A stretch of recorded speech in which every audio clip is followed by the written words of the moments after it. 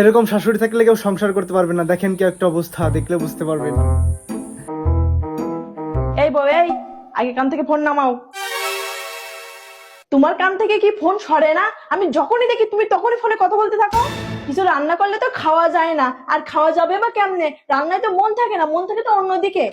দেখেন আম্মা, আমি ফোনে কথা বলে আর যাই করি না কেন, বাড়ির কাজ বাজ রান্না কিন্তু আমিই করি। বিয়ে করার পর আপনার ছেলে তো বিদেশ চলে গেছে, 3 বছর হয়ে গেছে, এখনো দেশে আসলো না। বলার মধ্যে তো শুধু কথাটাই বলি। ফোনে কথা বললে আপনার এত সমস্যা কেন বলেন তো? তোমার মতো মেয়েরা তো প্রবাসী ছেলে টাকা দেখে বিয়ে করে, এত অধৈর্য হলে তো হবে না। আপনার ছেলে কি আমার কাছে লাখ লাখ টাকা পাঠায়? টাকা পাঠাই তো আপনার কাছে, তারপর আপনি এমন কথা কিভাবে বলেন? দেখেন আম্মা, আমার সাথে কথা বলার সময় একটু ভেবে চিন্তে তারপর কথা বলবেন। ওর এত বড় সাহস, ও আমার সাথে এইভাবে কথা বলছে। এই বোর এই বাড়ি থেকে দূর করে তারপরে আমি ছাড়বো। আম্মা, সামনের সপ্তাহে আমার খালাতো বোনের বিয়ে, বিয়েতে গেলে তো কিছু উপহার দিতে হবে, আমাকে কিছু টাকা দেন তো। এখন আমার কাছে কোনো টাকা নাই, আর আমার ছেলে বাড়িতে নাই, এখন কোনো বিয়ে বাড়িতে যাওয়া লাগবে না। গিয়ে অযথা ফাও ফাও টাকা খরচ করার কি দরকার? টাকা নাই মানে? আপনার ছেলে তো প্রতি মাসে আপনার কাছে টাকা পাঠায়, আবার আপনি প্রতি মাসে আপনার মেয়ের শ্বশুর বাড়িতে বাজার পাঠান, আর আমি কিছু চাইলেই আপনি বলেন টাকা নাই।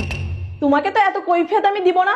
আমার ছেলে আমি কষ্ট করে মানুষ করছি, আমার ছেলের টাকা আমি যা ইচ্ছা তাই করব। তুমি কথা বলার কে? আমার ছেলে বাড়িতে না আসা পর্যন্ত তুমি কোনো অনুষ্ঠানে যেতে পারবে না, যাও এখান থেকে। হ্যালো বাবা, কেমন আছিস? আলহামদুলিল্লাহ ভালো আছি। মা, তোমার বৌমা তার খালাতো বোনের বিয়েতে যেতে যাচ্ছে, তারে কিছু টাকা দিও তো উপহার কেনার জন্য। তোর টাকা তুই যাকে দিতে বলবি তাকে দিব নে। কিন্তু বাবা, তোকে একটা কথা বলি, তোর বউরে তো তার খালাতো ভাই নিতে চাইছিল, কিন্তু টাকালা প্রবাসী ছেলে পেয়ে বিয়ে দিছে। ওই বউর চলাফেরা আমার ভালো লাগে না। রাতে অনেক রাত পর্যন্ত কার সাথে কথা বলে। বউ মানুষ যেটা বলে সেটা শুনবি না। দিনকাল তো ভালো না, তুই তো জানিস। এত বাপের বাড়িতে যেতে দেওয়া ঠিক হবে না। যেসব বউদের জামাই বিদেশে থাকে সেসব বউরা একটু বেশি বাড়াবাড়ি করে। তোর মা তোর তো খারাপ চায় না, মার কথাটা একটু ভেবে দেখিস। ঠিক বলছো মা, আমি ওর এখনই বাপের বাড়িতে যেতে মানা করতেছি। বাহ বাবা বাহ, ছেলের কাছে দেখলাম খুব নাটক করে নালিশ করলেন। আপনার চিন্তা ভাবনা এত নোংরা কেন? প্রবাসী ছেলে তো আমি নামে বিয়ে করছি, আমার কোন বড় শখটা আপনারা পূরণ করছেন বলেন তো? আমি খুব ভালো রকম বুঝতে পারছি আপনি চাচ্ছেন না আপনার ছেলের সাথে আমি ভালোভাবে সংসার করি। ঠিক আছে, মা ভক্ত ছেলেকে তো বুঝিয়ে কোনো লাভ নাই, আমি নিজে আপনার ছেলেকে ছেড়ে দিব। আপনার মতন জঘন্য মহিলার সাথে আমি আর এক বাড়িতে এক মুহূর্তে থাকবো না।